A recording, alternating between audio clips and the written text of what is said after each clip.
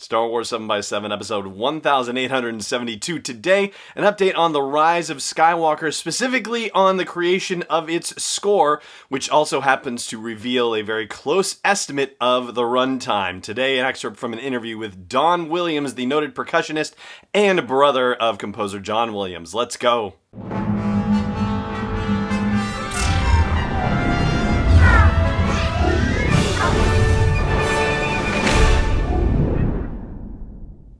Hey Rebel Rouser, I'm Alan Voivod and this is Star Wars 7x7.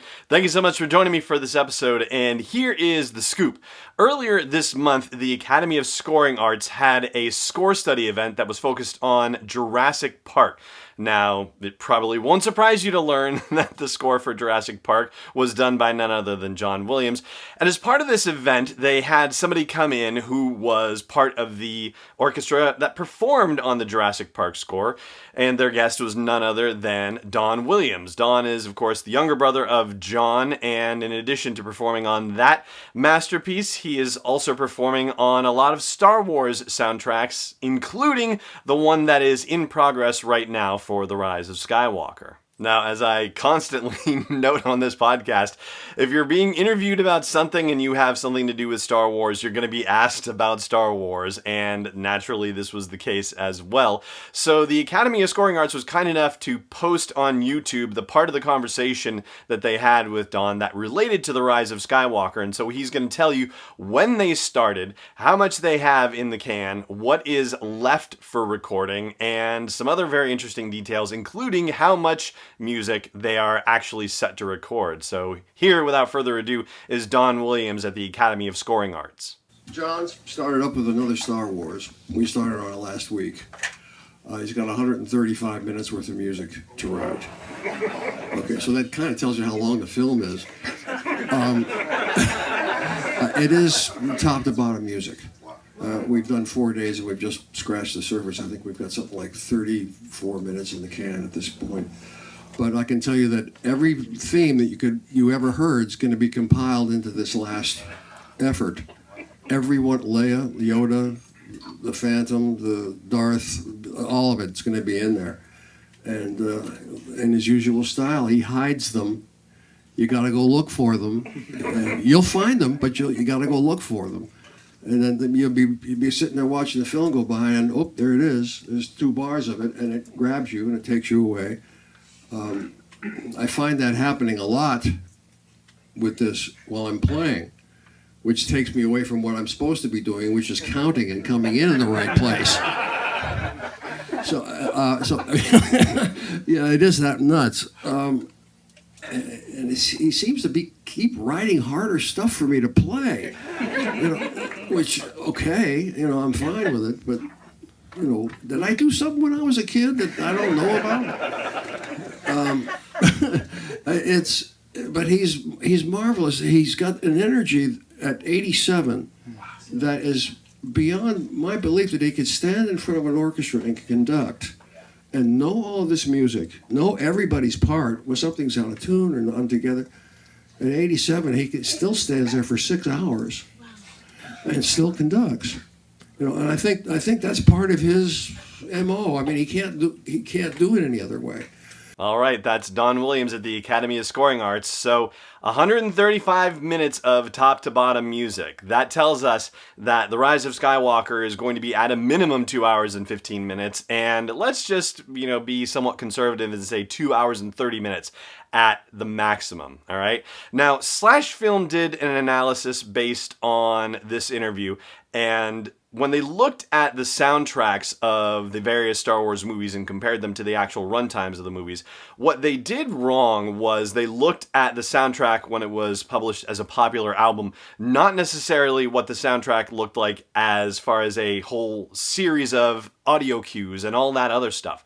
So a better comparison would be to the special edition albums that came out in 1997 that had the entirety of the music, all the audio cues restored, everything made into chronological order to coincide with the way you hear the score in the movies, that was a lot closer. And those albums, the runtime pretty much matches the runtime of the movies themselves. So when you hear 135 minutes of top to bottom music, you're probably talking about a movie that is going to be 2 hours and 15 minutes to a maximum of 2 hours and 30 minutes at most. Whereas SlashFilm, on the other hand, was looking at the popular album version, which was just over an hour for A New Hope, for example, which is an hour short of the actual runtime of the movie, and saying, oh, so there's probably going to be an additional hour of runtime based on hearing 135 in this interview, which would put the movie at being 3 hours and 15 minutes, which even they said, yeah, that doesn't sound quite right, but, what are you going to do? Like, this is the estimate that we've got. But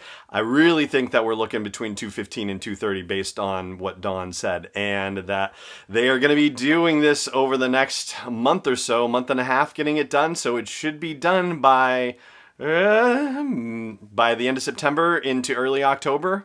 Now, there is one other thing that Don mentioned that some outlets have referred to as a potential spoiler, but it's not really, and I'll flag that one for you in just a moment. Stay tuned. This episode is brought to you by Constant Contact, the premier email marketing solution for small businesses and organizations.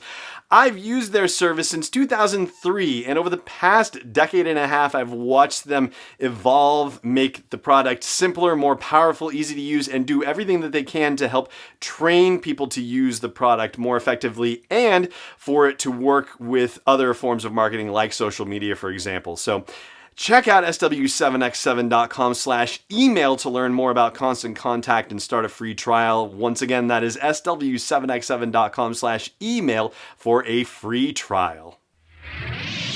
Welcome back.